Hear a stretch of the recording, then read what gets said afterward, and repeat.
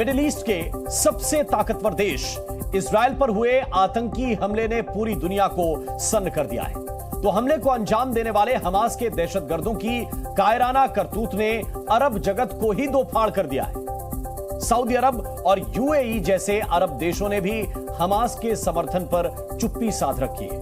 UAE ने तो 2 कदम आगे बढ़कर इजराइल में मारे गए लोगों के प्रति संवेदना तक जता दी। वहीं भारत और अमेरिका जैसे दोस्त देश भी मुश्किल की इस घड़ी में इजराइल के साथ डटकर खड़े हैं। खबर है कि बंधक बनाए गए लोगों को छुड़ाने के लिए इजराइल ने मुस्लिम देश मिस्र से मदद मांगी है।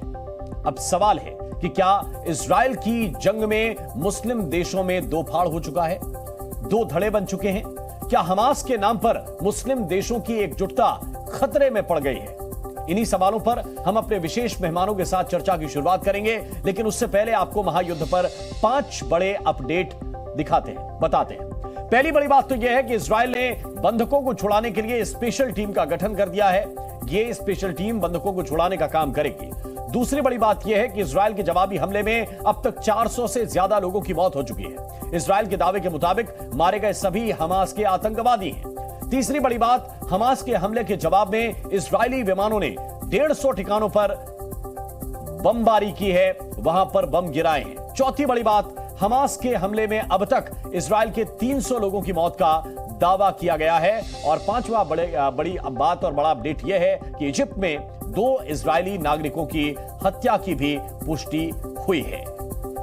ישראל, אנחנו במלחמה, לא במבצע, לא בסבבים, במלחמה. הבוקר חמאס פתח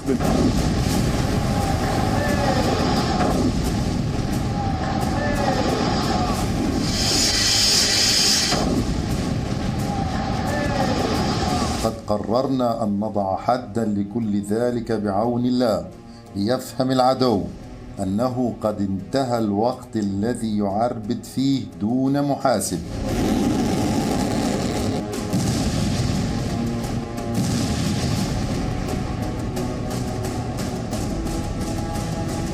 The people of Israel are under attack, orchestrated by a terrorist organization, Hamas. In this moment of tragedy, I want to say to them and to the world and to terrorists everywhere,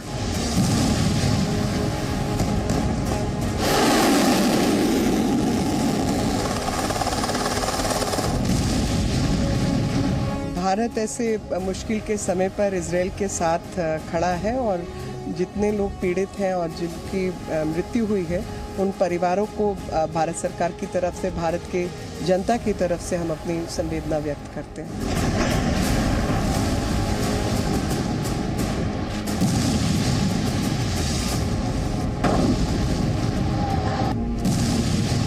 На постійному зв'язку з нашими дипломатами, з розвідкою через терористичний напад на Ізраїль та загрозу нашим громадянам, які перебувають в Ізраїлі.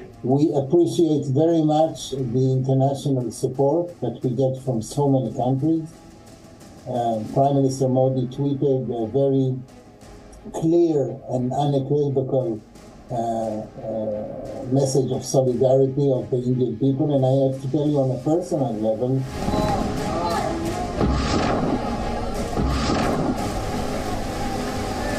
צה"ל הציג שליטה במוקדי החדירה מרצועת עזה לשטח מדינת ישראל. הכוחות הרגו בשטח מאות מחבלים. יש לחימה וקרבות הירואיים לחילוץ.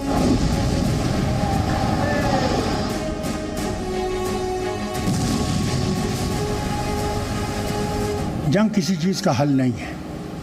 अफसोस ये है कि United nation fail हो गई है। और अब आपको दिखाते हैं कि इजराइल का प्लान 5 क्या है। पहला, बंधकों को छुड़ाने के लिए एक स्पेशल टीम बना दी गई है। दूसरा, मेजर जनरल की अगुवाई में यह स्पेशल टीम काम करेगी। हर अपहरणकर्ता का पता लगाया जा रहा है, यानी कि किडनैपर के बारे में डिटेल जुटाए जा रहे हैं। हमास के हर किडनैपर को, अपहरणकर्ता को सजा देने का भी प्लान है। लापता लोगों के लिए विशेष सहायता केंद्र बनाए गए हैं और इन सहायता केंद्रों के जरिए जो लापता लोग मिलेंगे उनको उनके परिवारों से मिलवाया जाएगा। इसके लिए विशेष रूप से तैयारी की गई है। और इसके साथ साथ ज्यादा जानकारी के साथ प्रणय उपाध्याय इस वक्त हमारे साथ न्यूज रूम से सीधे जुड़े हुए हैं। प्रणय, ये किस तरह का प्लान है? क्योंकि अभी तो पहली चुनौती यही है कि ऐसा लग रहा है कि बहुत सारे लोग बंधक हैं, जिसमें कई देशों के नागरिक हैं जो बंधक बनाए गए हैं, सिर्फ इजरायली नहीं हैं। तो उनको छुड़ाना और उस छुड़ाने से पहले ही ये प्लान बना लेना कि किडनैपर्स को भी सजा देंगे, ये किस तरह से एग्जीक्यूट करेंगे? देखिए, इजराइल के सामने एक बड़ी चुनौती इस समय अपने लोगों को यह बताने की है कि वो जमीन के ऊपर कितनी इफेक्टिवनेस के साथ कार्रवाई कर रहा है, क्योंकि अभी भी कई इलाके जो हैं वहां पर हमास के लड़ाके हैं, कई लोग लापता हैं, क्योंकि बहुत अफरा तफरी हुई महज 24 घंटे के भीतर। लेकिन कुछ घंटों में जिस तरीके का वार इजराइल के ऊपर हुआ था, उसके बाद बहुत अफरा तफरी थी, कई लोग अभी भी लापता हैं, उनके परिवारजन परेशान हैं। और ऐसे में इजराइल ने एक जो बड़ा प्लान बनाया है, उस प्लान के अंदर न केवल लापता लोगों तक पहुंचना है, क्योंकि इजराइल के बहुत सारे सैनिक लापता हैं, IDF के जो लोग हैं वो लापता बताए जा रहे हैं। तो ऐसे में इजराइल के लिए बहुत जरूरी हो जाता है कि वो न केवल उन लापता लोगों को, यानी जो बंदी बने हैं, जो बंधक संकट में हैं, अपहरण जिन लोगों का हुआ है उनका पता लगाएं, बल्कि उन अपहरणकर्ताओं की भी पहचान बहुत महत्वपूर्ण हो जाती है, ताकि ये जो इफेक्टिवनेस है जमीन के ऊपर, जो उसकी कार्रवाई की इफेक्टिवनेस है वो नजर आ सके। और इसीलिए ये जो प्लान बनाया गया है, इसके अंदर एक मल्टी एजेंसी कोऑर्डिनेशन सेंटर तैयार किया गया है, जिसके अंदर इजराइल की तमाम इंटेलिजेंस एजेंसीज, पुलिस एजेंसीज, इसके अलावा जो उसका डेटा सेंटर है, उसके पास जो कुछ जानकारियां हैं उनमें फेशियल रिकॉग्निशन की जो टेक्निकल सहायता है वो भी ली जा रही है। जिस किसी कैमरे के अंदर कोई शक्ल कैद हुई है, उसके आधार पर उस व्यक्ति की पहचान करके उस जगह तक स्ट्राइक किया जाएगा। आप जानते हैं राम, की इजराइल हमेशा यही चीज कहता है कि उस पर वार करने वाले व्यक्ति को वो ढूंढ कर खत्म करेगा, उसके लिए वक्त चाहे जितना लगे। और इसी स्ट्रेटेजी को वो फिलहाल आगे बढ़ाता हुआ नजर आ रहा है। इस सहायता केंद्र या जो स्पेशल टास्क फोर्स बनाई गई है अपहरणकर्ताओं को की पता लगाने के लिए और साथ ही अपहरण के शिकार हुए लोगों को छुड़ाने के लिए, क्योंकि जो जमीन का क्लियरेंस है वो इस समय एक बड़ी चुनौती इजराइल के लिए बना हुआ है। एक एक करके इलाकों को खाली कराया जा रहा है, खासतौर पर गाजा पट्टी के इलाकों के अंदर। और जो 26 बस्तियां हैं गाजा पट्टी की, जो बाढ़ लगी हुई है उस इलाके से, यानी इजराइल और गाजा पट्टी के बीच में जो बॉर्डर फेंसिंग लगी हुई थी, जिसको तोड़ने की कोशिश कई जगह पे की गई है, उसके बाद हमास के लड़ाके अंदर दाखिल हुए थे, तो उससे के नजदीक के कई इलाकों और बस्तियों को खाली करने के लिए कहा गया है, ताकि जो मिलिट्री ऑपरेशन है वो चलाया जा सके। और इसीलिए लोगों से कहा गया है कि वो सुरक्षित स्थानों के ऊपर पहुंच जाए। और इतना ही नहीं, एक चीज और इजराइल की तरफ से की जा रही है, वो बाकायदा अरबिक के अंदर मैसेजेस रिले कर रहे हैं गाजा पट्टी के अंदर भी, जहां वहां भी लोगों से कहा जा रहा है कि वो शेल्टर्स में, जो डेजिग्नेटेड शेल्टर्स हैं, वहां चले जाएं, ताकि वो हमास और उसके ठिकानों के ऊपर कार्रवाई कर सके। जी,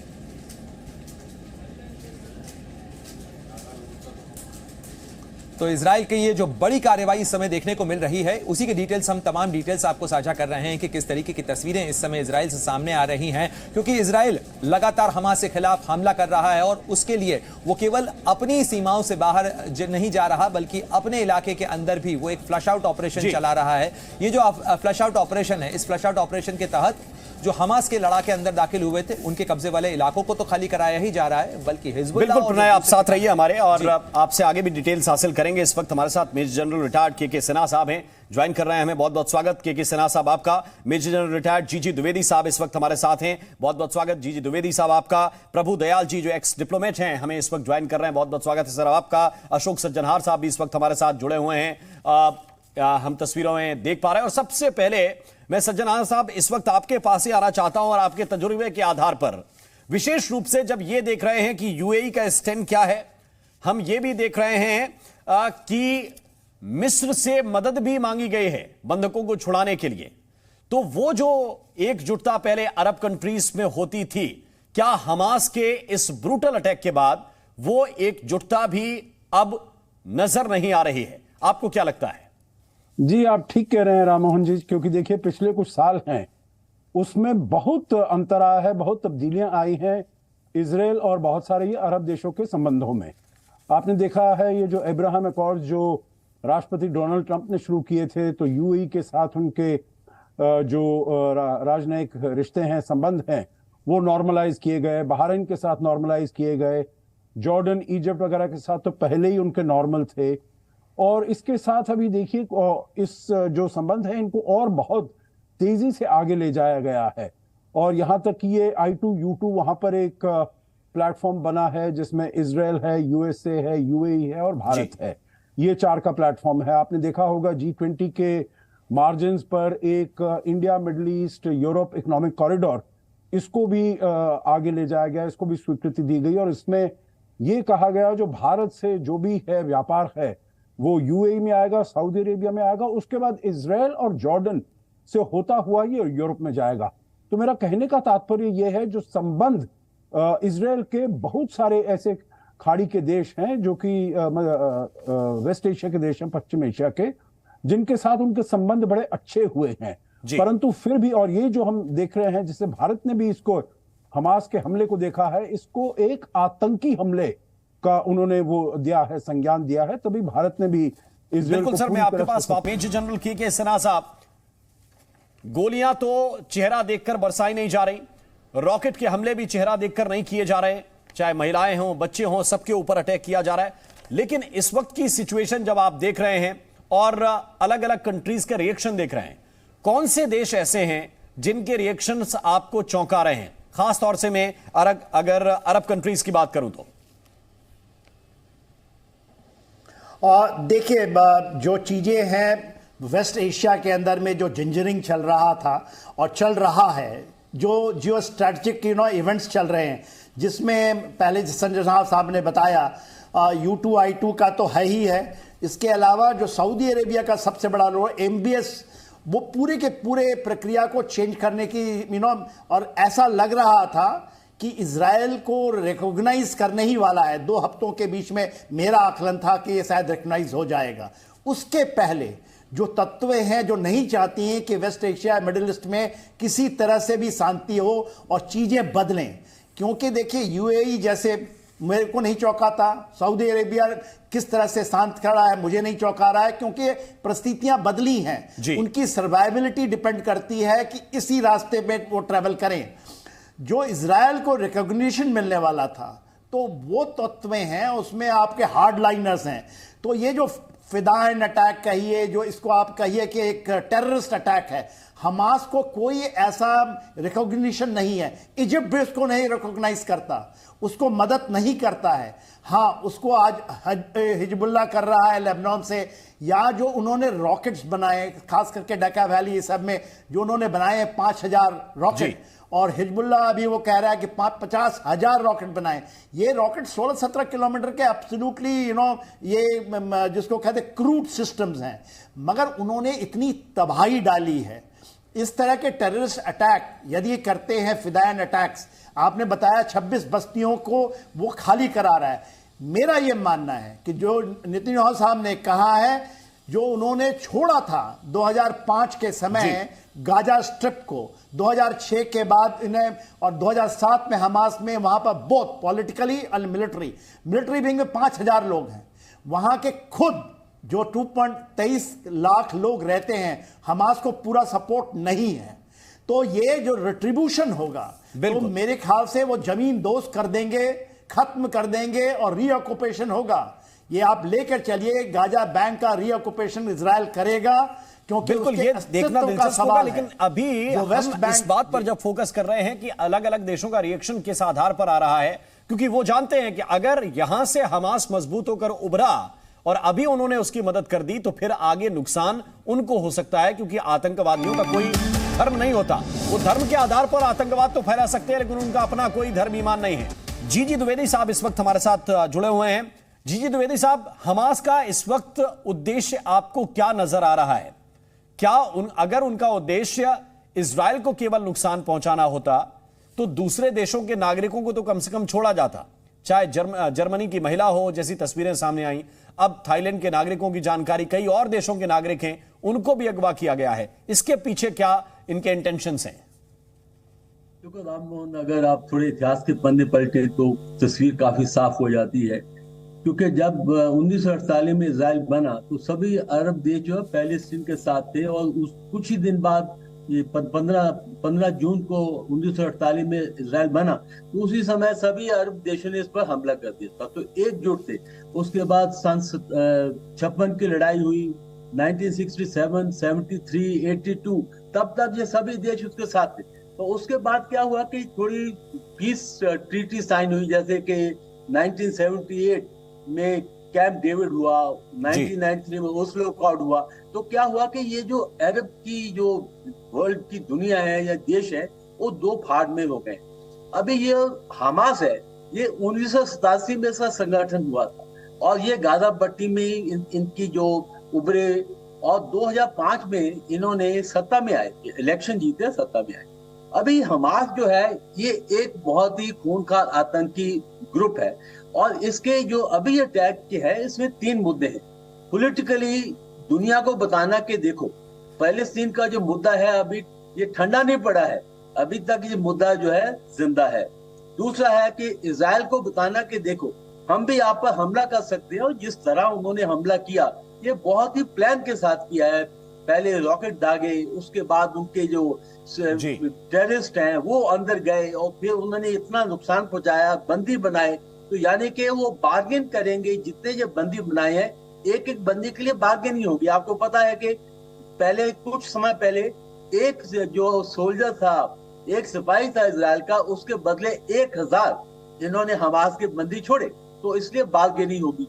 तीसरा जो बहुत मुद्दा है कि अरब वर्ल्ड को दिखाना कि देखो आप इस मुद्दे को भूलिए मत, ये मुद्दा जो है अभी भी ये बिल्कुल गर्म मुद्दा है और इस पर हमने अपनी हार नहीं मान सकते हैं। तो इसलिए आप देखेंगे कि अरब देशों में अभी कुछ देश जो हैं वो इसकी पूरी हमायत कर रहे हैं, चाहे ईरान ले लीजिए, आप कतार ले लीजिए, आप सीरिया ले लीजिए, और बाकी देखो एक भी अरब देश या मुस्लिम देश ने इसको कंडेम नहीं किया।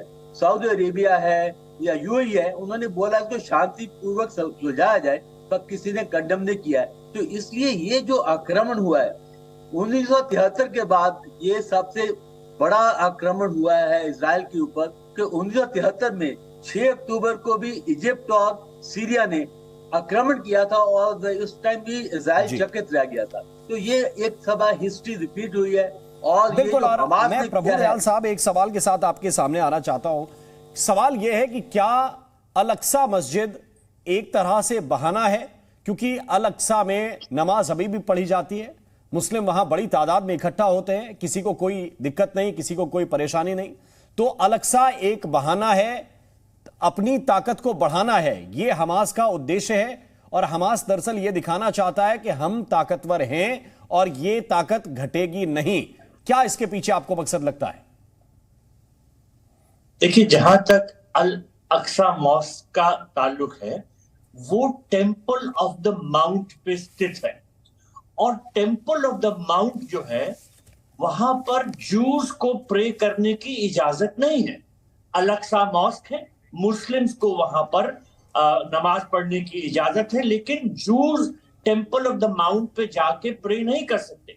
अब इस वक्त जो इजराइल में सरकार है वो बड़ी राइट विंग सरकार है और वो कोशिश कर रही है कि जो एक्सट्रीमिस्ट राइटिस्ट जूस हैं वो अगर अल-अक्सा मॉस्क में वहां पर उस टेंपल ऑफ माउंट पे जाना चाहे प्रे करने के लिए, तो उनको सहायता वो दे रही है। और इस वजह से बहुत से फलस्तीनी है, बहुत से मुस्लिम देश है, वो थोड़े से नाराज। देखिए, इस वक्त इजराइल बहुत बटा हुआ है, बहुत दिनों से इजराइल में प्रोटेस्ट चल रहे हैं, क्योंकि जो नेतन्याहू की सरकार है वो कुछ ऐसे नए प्रस्ताव ला रही है, ऐसे नए लॉज ला रही है जिसका बहुत विरोध हो रहा है। तो अगर आप इजरायली मीडिया में देखें कि बहुत दिनों से ये मनमुटाव चल रहा है, अब जो ये अटैक हो गया इससे नेतन्याहू गवर्नमेंट पे और अटैक बढ़ गया, क्योंकि बहुत सी ये आवाजें उठ रही हैं कि ऐसा अटैक हुआ कैसे, जो सरकार क्या कर रही थी, सरकार क्या सो रही थी। तो इस वजह से इजरायली सरकार जो है वो बड़ा सख्त रुख अपनाएगी और जैसा हम देख रहे हैं बड़ा ही एक कड़ा हमला कर रही है गाजा स्ट्रिप पे, और उसने प्रीएम्प्टिव स्ट्राइक भी करा हिजबुल्लाह फोर्सेस जहां पर तैनात है उन पे। लेकिन ये मामला इतनी आसानी से खत्म नहीं होगा। ये लड़ाई अगर हम सोच रहे हैं कि जल्दी खत्म हो जाएगी, बिल्कुल तो ये आसान नहीं है। इन सबके बीच लगातार क्योंकि अपडेट भी आ रहे हैं, वो भी दर्शकों के साथ साझा कर रहे हैं। प्रणय हमारे साथ है। प्रणय, इस बात को लेकर, क्योंकि अमूमन जैसे अभी हमने देखा और लंबे वक्त तक कवरेज भी हुई यूक्रेन और रशिया वॉर की, वहां पर एक मानव चेन बनाई गई, या ये कहिए कि एक रूट बनाया गया जिससे युद्ध काल में भी कुछ ऐसे देशों के लोग जो सुरक्षित निकल सकें। उसके लिए रशिया ने भी कई दिन तक फायरिंग को रोका। ये गुंजाइश इस युद्ध में दूसरे देशों के नागरिकों के पास है या नहीं है? और दूसरा ये, क्योंकि मीनाक्षी लेखी अभी ये भी कह रही थी कि हमारे भी कुछ नागरिक हैं, तो उनको निकालने के लिए क्या तैयारी है? देखिए, अगर इस समय की स्थिति की बात की जाए तो इस समय चूंकि सिचुएशन बहुत हॉट है और कई देशों की तरफ से ये आग्रह इजराइल के पास पहुंचा है, वो अपने नागरिकों को सुरक्षित निकालना चाहते हैं। भारत में भी कंटिजेंसी प्लान के ऊपर बात जरूर हो रही है, लेकिन कोई एग्जैक्ट प्लान अभी तैयार नहीं हुआ है, क्योंकि ये बहुत हद तक डिपेंड करता है कि इजराइल वो जो एयरपोर्ट्स हैं जिनके जरिए लोगों को निकाला जा सकता है, वो कौन से पोर्ट्स हो सकते हैं। ये वर्कआउट तब हो सकता है जब सिचुएशन ऐसी हो जब कम से कम लोगों को किसी कॉरिडोर के जरिए वहां तक पहुंचाया जा सके। लेकिन अब देखिए, जो इजराइल प्लान तैयार कर रहा है उसमें नागरिकों से उसने कहा है, खासतौर पर उन बस्तियों से, 26 बस्तियों की फहरिस्त आपने अभी दिखाई भी सही, वो जो इलाके हैं वहां से लोगों को सुरक्षित जगहों पर ले जाया जाए ताकि मिलिट्री ऑपरेशन एक खास इलाके के अंदर चले जहां सिविलियंस ना हो, जहां नागरिक ना हो, और वो नागरिक जो हैं उन्हें सुरक्षित स्थानों पर लाया जाए, उन्हें सिक्योर किया जाए, उन्हें शेल्टर्स में रखा जाए। और उसके बाद जो लोग निकलना चाहते हैं, क्योंकि जाहिर तौर पर ऐसे समय में कई वहां पर पर्यटक होंगे, कई विदेशी नागरिक जो हैं अलग अलग कार्यक्रमों में, आयोजनों में हिस्सा लेने के लिए गए हुए हैं और वो वहां ऐसी स्थिति के अंदर फंस गए हैं। नुसरत भरूचा का केस हम जानते हैं, उनको लेकर आज सुबह काफी चिंताएं थी। बाद में खबर आई कि वो जो भारतीय अभिनेत्री हैं नुसरत भरूचा, वो सुरक्षित मुंबई पहुंच गई हैं। अभी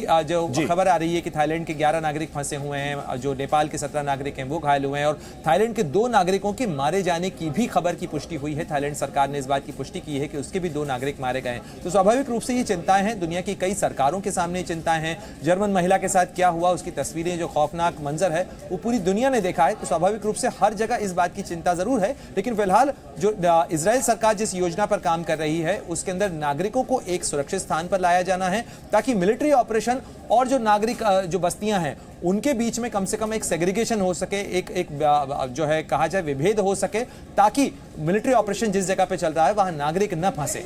जी बिल्कुल। और अशोक सज्जनार साहब, एक सवाल इस बात को लेकर ये सबके जहन में है कि हमास ने जो हमला किया वो किसके बैकअप पर किया है, क्योंकि वो भी जानते हैं कि इजराइल किस तरह से 1 के बदले 3, 1 के बदले 4, वो गिनती नहीं गिनते कि क्या हम करेंगे इसके बाद।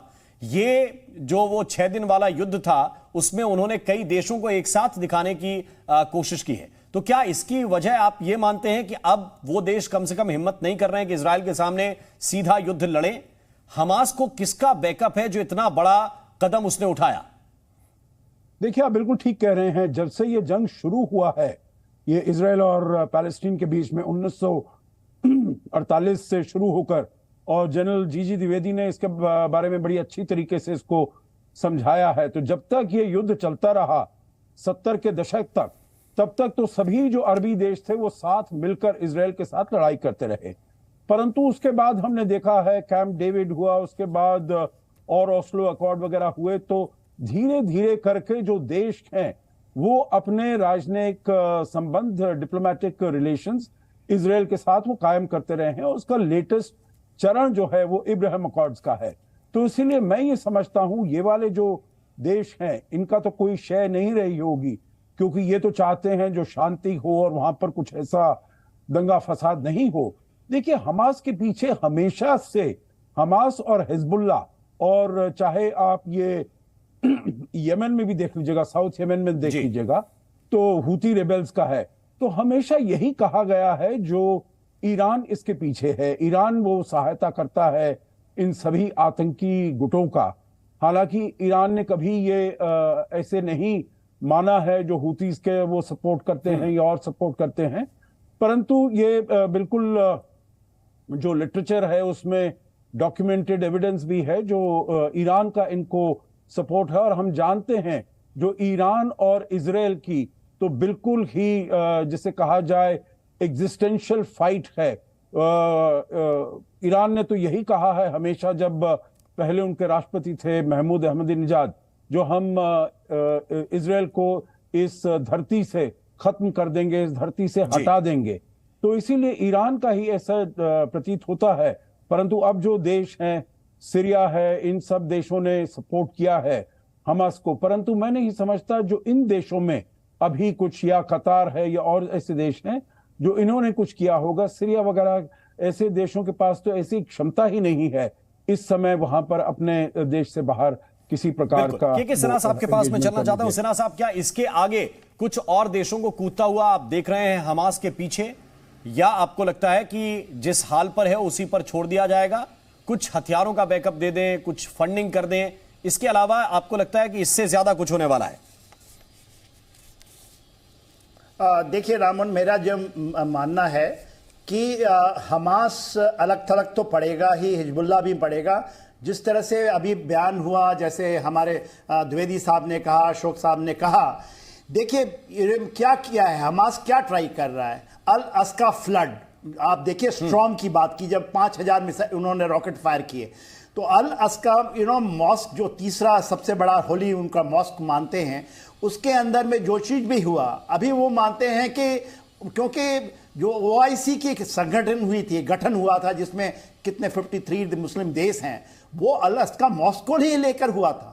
तो वो मुद्दा वही रखना चाहते हैं कि हमने बदला ले लिया वहां पर। इजराइल जो राइट विंग गवर्नमेंट आई है नेतन्याहू की, और ऐसी गवर्नमेंट कभी नहीं आई पूरे हिस्ट्री ऑफ इजराइल में, वो एब्सोल्युटली राइट विंग है। इंटरनली जो उनका डिस्टर्बेंस था, जिसमें मोसाद के लोग भी नहीं सपोर्ट कर रहे थे, बहुत सारे पायलट्स हैं, आर्मी ऑफिसर हैं, वेटरन हैं, ये तो उन्होंने इस समय को चुना है। और देखिए जब लास्ट फेज होती है, पूरा वेस्ट एशिया को यदि आप पढ़िए, अच्छी तरह पढ़िए, आपने ही बताया UAE के बारे में, आपने ही बताया सारे अकॉर्ड्स, अब्राहम अकॉर्ड की जो लास्ट अकॉर्ड है, जैसे संजन हार साहब ने कहा, उसके बाद चीजें बदल रही हैं। पूरे मुस्लिम वर्ल्ड के अंदर में दो फाड़ ऐसी है जिसमें एक फाड़ बहुत छोटा है। इवन आपके दिन में हम जब यमन की बात करते हैं, तो आज यमन भी, सीरिया भी ये रियलाइज कर रहा है कि जब ये हुआ मुस्लिम ब्रदरहुड की बात कर रहे हैं, अरब स्प्रिंग की हम बात करते हैं, उसका रिवर्सेस हो रहा है। ये पूरा रिवर्सल चल रहा था, उसको लीड कर रहा है UAE और सऊदी अरेबिया। तो उसको तोड़ने की, और हमारे कॉन्टिनेंट से भी, ये जिसमें पाकिस्तान शामिल है, कुछ हमारे लोग भी अभी बयानबाजी कर रहे हैं कि ये कोई शांति से कैसे बात करे जाए जब एक टेररिस्ट अटैक हुआ है। इसलिए भारत ने भी कहा है कि ये हम उनके साथ खड़े हैं, ये टेररिस्ट एक्शंस हैं। थाईलैंड के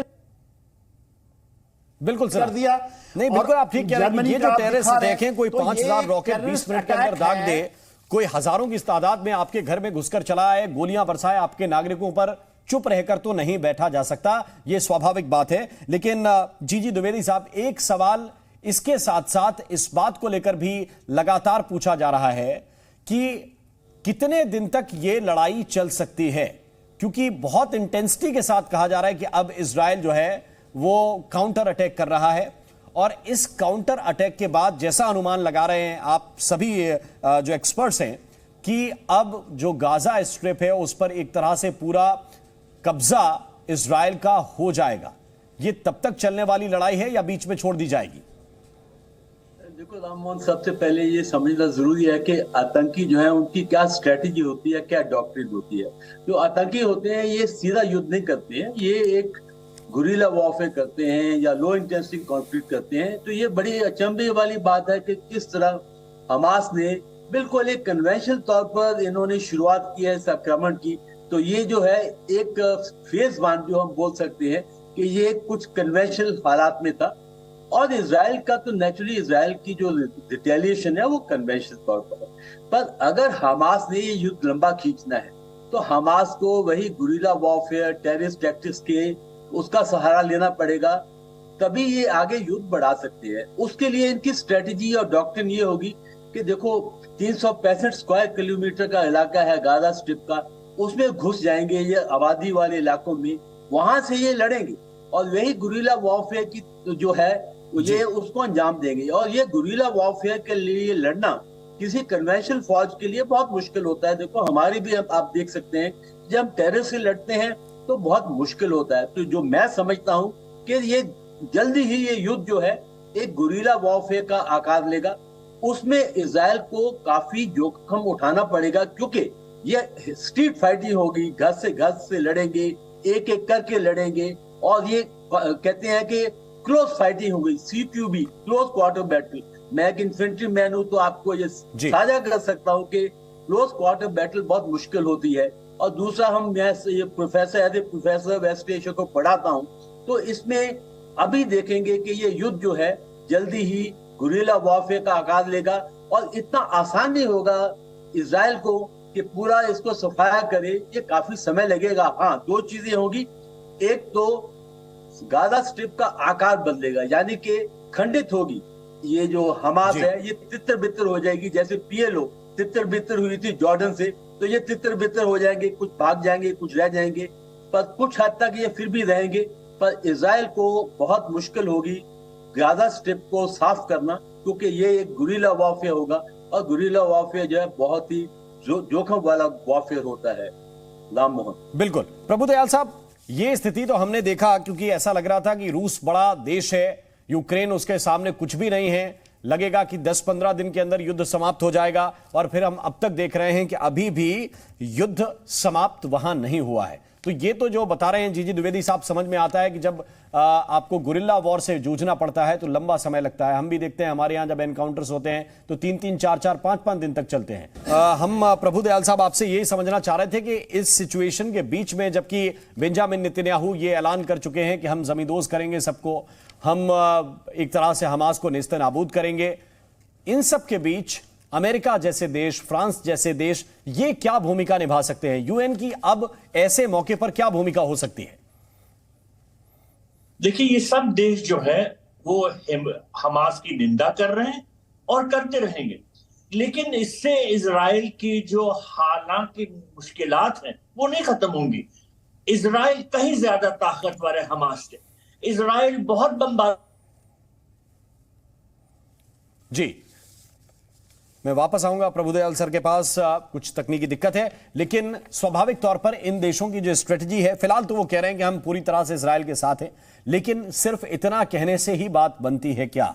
क्योंकि बहुत से देश ऐसे हैं जिन्होंने कहा कि हम यूक्रेन के साथ हैं, लेकिन क्या उस स्तर पर मदद मिली है? और अगली बात यह भी है इसके साथ साथ, जो मैं अशोक सज्जनहार साहब आपके सामने लेकर आना चाहता हूं, कि क्या कोई देश जो ठीक ठाक काम कर रहा है, विकासशील देशों में शामिल है, विकसित देशों में शामिल होना चाहता है, महत्वाकांक्षाएं हैं, उम्मीदें हैं लोगों की, क्या एक बेवजह की वॉर में उलझना चाहेगा?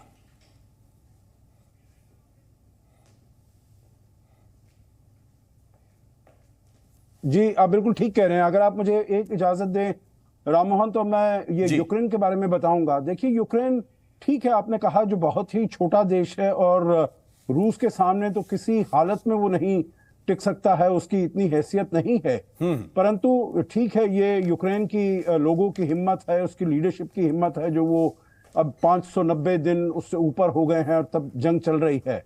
परंतु इसमें जो पश्चिमी देशों का साथ है बहुत ही महत्वपूर्ण है, इसको हमें नकार नहीं सकते हैं किसी भी हालत में, क्योंकि जो वो उनको वेपन सप्लाई कर रहे हैं, अगर वेपन्स वो नहीं आते तो मेरे विचार से ये जो युद्ध है रूस का और यूक्रेन का, ये कुछ सप्ताह या कुछ महीने के बाद एकदम खत्म हो जाता, क्योंकि यूक्रेन रेजिस्ट ही नहीं कर पाता। तो इसीलिए वहां पर उनकी अपनी अर्थव्यवस्था पर बहुत बुरा असर पड़ा है, अमेरिका में, यूरोप में, जापान में, परंतु फिर भी वो यूक्रेन का साथ दे रहे हैं।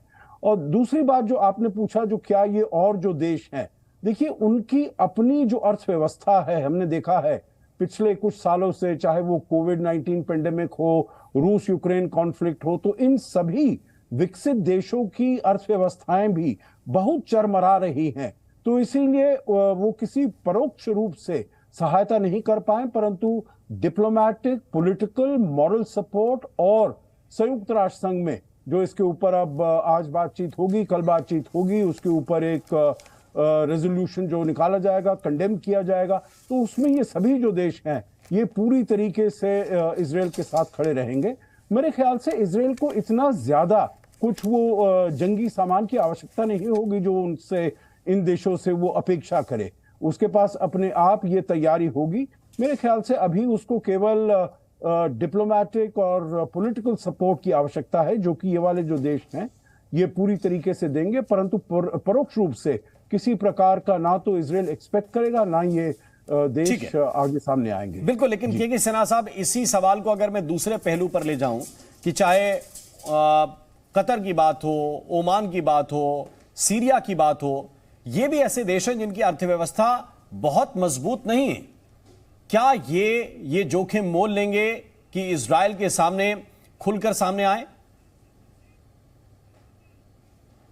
देखिए राममोहन जी, मेरा ऐसा मानना है कि कोई भी, क्योंकि ये जो दो भाड़ आप देख रहे हैं, पूरा जो आप वेस्ट एशिया में देख रहे हैं, कोई भी अदर देन ईरान ने तो सपोर्ट तो कर दिया है, मगर खुल के आना बड़ा मुश्किल है। और उसका कारण वेरी सिंपल है कि देखिए, हमास जो है पूरे मुस्लिम वर्ल्ड में, या तो मुस्लिम वर्ल्ड जो इनका OIC का जो गठन मैंने बताया वहां से ही हुआ था, अल-मस्का मॉस्क के बाद, इंसिडेंट के बाद, यदि उनको ये सपोर्ट करते हैं तो ये मुस्लिम वर्ल्ड का लास्ट ये है। देखिए, लोग वहां पर अब गेमें चलाना चाहते हैं, क्रिकेट ले जाना चाहते हैं, अपनी अर्थव्यवस्था को बदलना चाहते हैं। पूरा अमेरिका के अंदर में जो अर्थव्यवस्था का बहुत बड़ा, जो इजरायलियों का बहुत बड़ा, यहूदियों का बहुत बड़ा देन है, कंट्रोल है।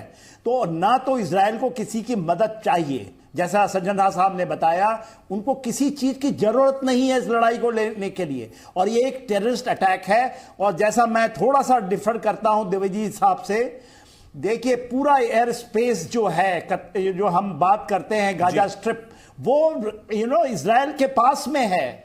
इजराइल मेडिटेरियन सी से टोटल ब्लॉकेट कर सकता है। और वो आप देखेंगे, जब जमींदोज की बात होती है ना, तो इसको आप कभी मत देखें, और आने वाले समय में हम लोग फिर मिलेंगे जब आप इसको यूक्रेन से जोड़ना चाहते हैं, इसको नहीं, ऐसा नहीं है। ये कितने देर तक लेबनान कर पाएगा वो मुझे नहीं पता है, मगर परोक्ष रूप में, क्योंकि ये जो चीजें हैं, ये चीजें होनी थी मेरे अनुसार। ये थोड़ा पहले हो गया, क्योंकि मेरी भी ये रीडिंग थी कि ये चीज होने वाली है। जिस तरह से इजराइल के अंदर में परिस्थितियां बनी हैं, नेतन्याहू साहब राइट विंग हैं, वहां डिवाइड है, फाड़ है। मोसाद कभी फेल नहीं किया है, अभी भी फेल नहीं हुआ है। सितंबर में रिपोर्ट थे इसके जी, मगर उसके एक्शंस नहीं हुए हैं। यदि आप सरोड गए हो, सरोड वो जगह है जहां पर 20 पुलिस अफसरों को मार दिया गया है, और वो जब उनका चेंज ऑफ ड्यूटी था। तो ये इतनी बड़ी जो चूक होती है, ये चूक नहीं कि उनके मन नहीं थे, मगर जो दो फाड़ हो रखा है इजराइल के अंदर भी, जो मगर अब एकजुट हो गए, क्योंकि उनकी एग्जिस्टेंस का सवाल है। जो यंग जनरेशन हैं और ओल्ड जनरेशन ऑफ इजराइल, बहुत फर्क है। और ये यंग जनरेशन तो कुछ अभी ऐसा ही बात कर रहे हैं, वो मिलिट्री नहीं ज्वाइन करना चाहते, वो रिजर्विस्ट नहीं बनना चाहते हैं। मगर इजराइल के अंदर भी बहुत सारी चीजें हो रही हैं, चेंजेस, जिसको नेतन्याहू साहब लाना चाहते हैं कि इधर आप ये चेंज करें तो खत्म हो जाएंगे आप एज ए देश। जो 48-49 के अंदर में जो चीजें हुई हैं, अब आप देखिए इंडिया का भी एक फुटप्रिंट है ना, हाइफा फोर्ट हमारा तो इम्प्रिंट है ना वहां पर, हमारी अडानी ग्रुप्स की ऑलरेडी, हम हाइफा फोर्ट को वहां पर हैं हम। चीजें बहुत तेजी से बदल रही है इजराइल के अंदर भी, और पूरे मुस्लिम वर्ल्ड में और वेस्ट एशिया में।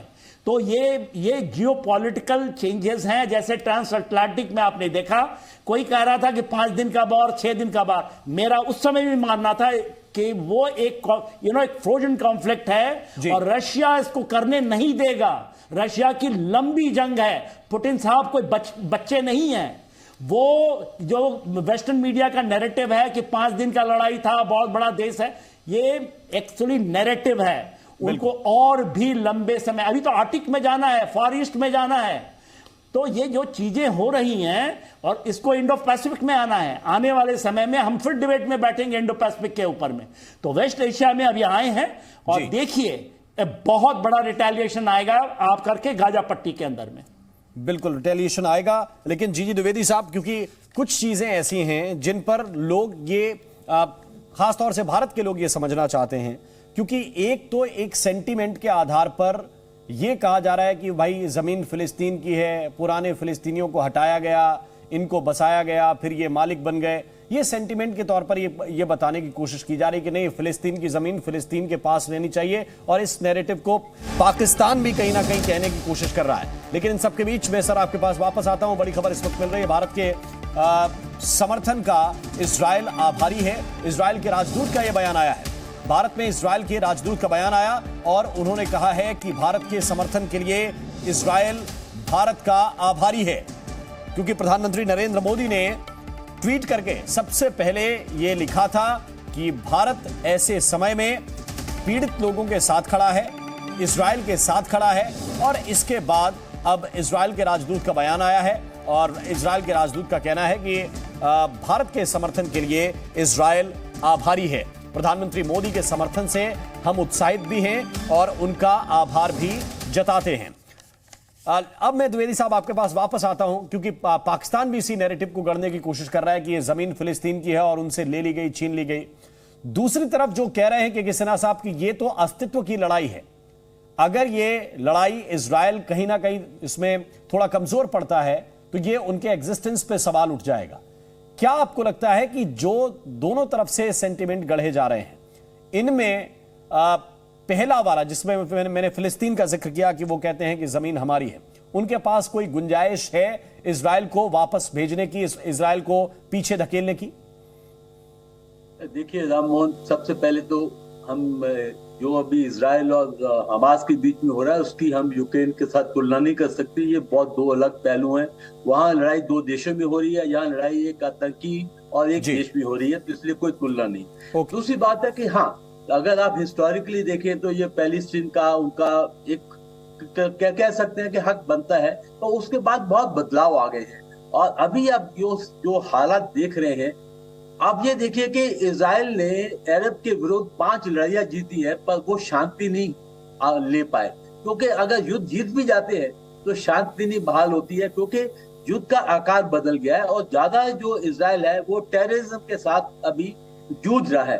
तो इसलिए मैं 3 बातें इसमें बताना चाहता हूँ कि जो टेररिस्ट होता है उसको एक बंदूक चाहिए, कुछ गोलियां चाहिए या फिदाइन है, वो लड़ाई लड़ सकता है। उसको ना एयर सपोर्ट चाहिए, ना उसको बड़े बड़े हथियार चाहिए। सिर्फ आप देख ही रहे हैं कि हमारे भी बॉर्डर पर क्या हो रहा है कि एक आतंकी को एक बंदूक दे दो, कुछ राउंड दे दो और वो एक फिदाइन बन के वो लड़ाई लड़ सकता है।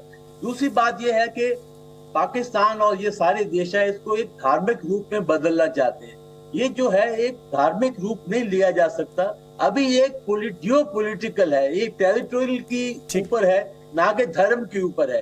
तो इसलिए हमें टेरिटोरियल तरीके से देखने चाहिए। बिल्कुल द्विवेदी साहब, और आप सभी मेहमानों का बहुत बहुत मैं शुक्रिया करना चाहूंगा। सर प्लीज, समय इतना ही है। बहुत बहुत धन्यवाद आप सभी मेहमानों का इस चर्चा में शरीक होने के लिए। जी न्यूज़।